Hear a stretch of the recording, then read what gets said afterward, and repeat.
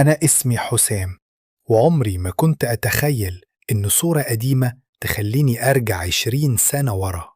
اشترك في القناة واضغط لايك وصل على النبي علشان القصة الجاية يمكن تكون عنك. ويلا نبدأ الحكاية. من يومين وأنا بنظف أوضة أبويا الله يرحمه، لقيت ألبوم صور قديم.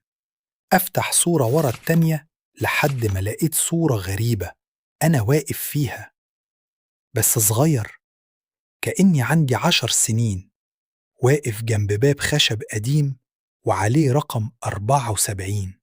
بس أنا عمري ما شفت المكان ده قبل كده.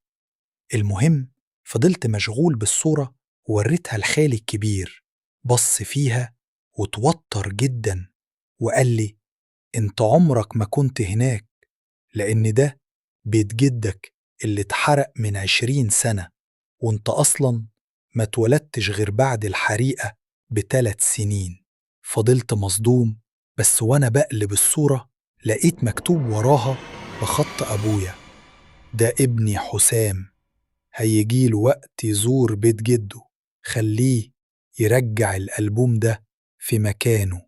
وقتها عرفت إن الصورة دي مش متصورة، دي متسجلة من حد كان عارف كل حاجة، حتى اللي لسه هيحصل.